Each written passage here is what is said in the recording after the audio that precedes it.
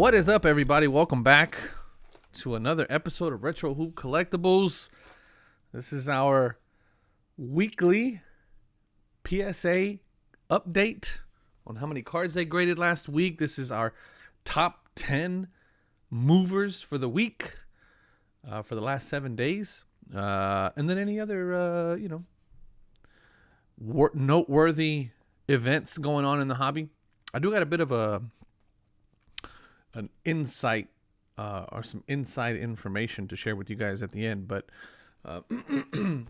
it's not anything that crazy. But anyway, let's do this because I'm kind of excited to do this again. I haven't done this in a while. I kind of stopped a little bit last year, but let's hop right into the PSA update on how many cards they graded last week. We got 2 sets of data here. Going forward, I'll just show you guys the delta, but started off the year with 49 million cards in their pop report, and we're looking at 49 million. It was 49 million 3. It's now 49 million 5. Last week they graded a total of 228,912 cards, which is insane. PSA continues to just crank out the cards. From a volume standpoint, nobody's touching them. But if you look at the categories, one of the things I'm completely interested in is the category piece. TCG, by far. The next closest one is baseball, but still 50,000 cards away. TCG, 91,000 cards this week.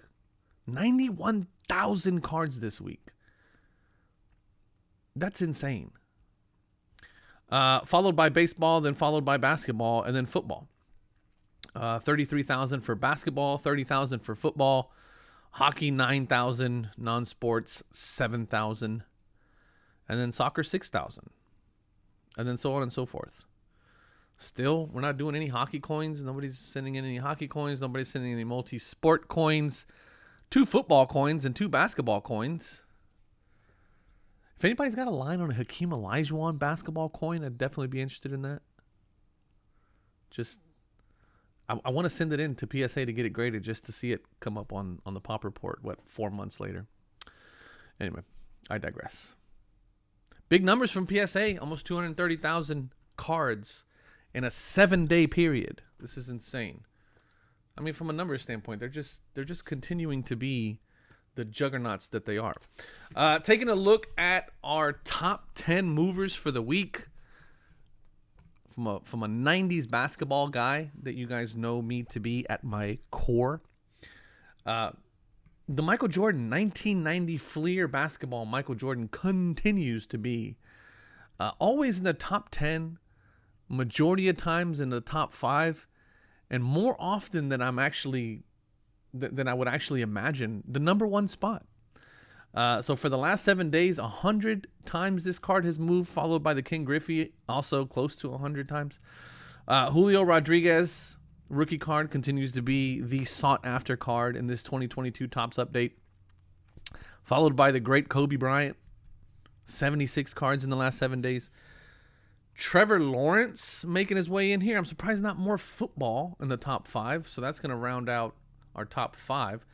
Followed by Bo Jackson, which I'm a happy owner of now. I picked one up recently. I picked it up in a PSA 8, which, honestly, I'll be honest with you guys.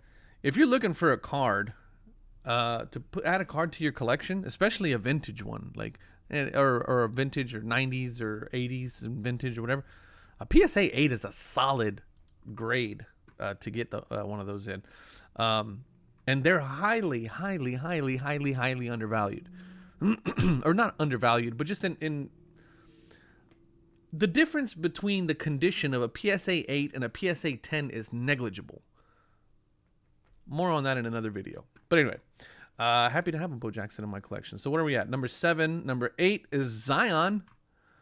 Took a bit of a dip on the price there. So me and my boy JD were hurting a little bit on that one. He did recently injure his hamstring, so that may have a lot to do with it.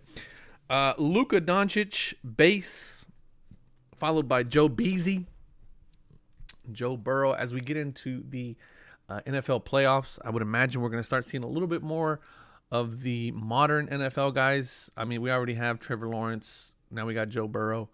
We're going to start seeing a little bit more of those guys start to pop up in that top 10. And then finally, Shohei Ohtani, his rookie card.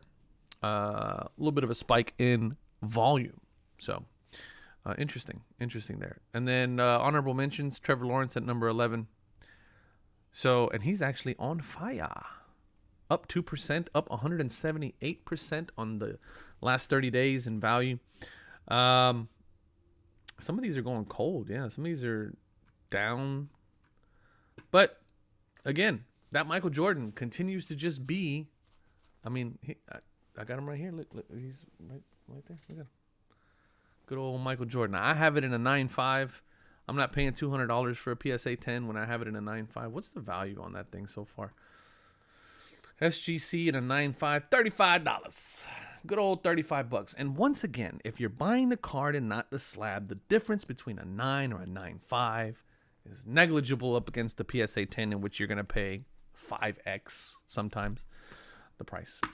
All right, that's going to do it for the PSA count and then the top 10 movers for the week. I did want to give you guys a little bit of an insight, and to be honest with you, I don't really know how much of this I should be talking about, but anyway, I figured it's relatively common knowledge. I'd imagine if somebody asked him, he'd give the same answer. So a while back, I did a video on Nat Turner and his Jordans and things like that. That whole situation and debacle that happened. It covered extensively across the board by a lot of people. It became a real big thing. And what I learned about Nat Turner in that situation is that he's relatively accessible.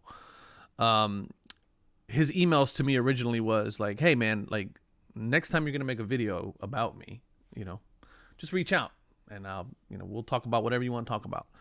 Now, never in a million years did I think that somebody like Nat Turner, who is the highest of the totem pole when it comes to hobby people, would ever be accessible to a small channel like mine.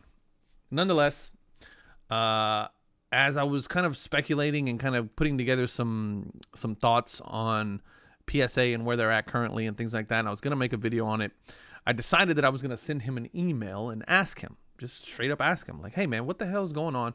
Why is it that so many people are getting their cards back so much quicker than the 4 months that it took my brother to get back his cards? Is there any explanation for that? Is there any insight into that? And he responded. He responded pretty quickly, actually, like the very next day. And he said that vintage right now is taking longer than ultra modern and modern. The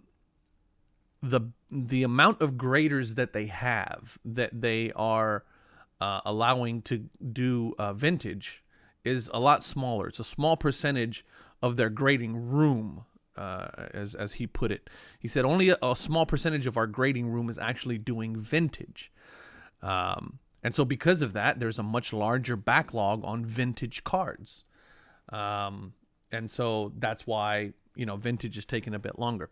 He did add one final piece that said that around February is when they are speculating to be caught up with a vintage backlog. They ran some promos a while back that they're still trying to recover from. And so I thought that was interesting insight. I don't know what that cutoff is in terms of years or what they're considering vintage and not or whatever.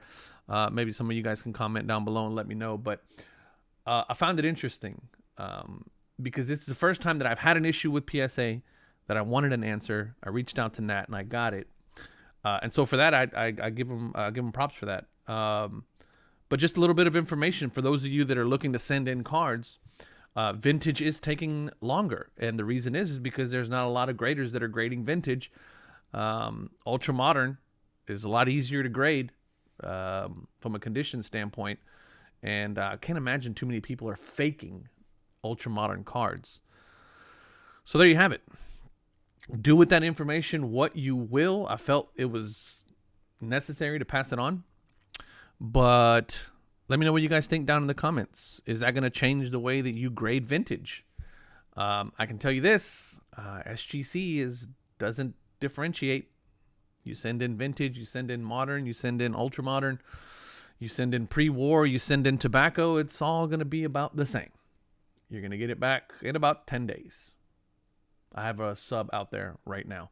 Actually, the sub that's coming back is going to be full of crack and resubs from other grading companies to SGC. So that's going to be interesting. I just got this package in here today, which is going to allow me to go do some CHekc rookie card hunting. So a little breaking this week. So stay tuned. I appreciate you guys watching as always. I love y'all. Peace.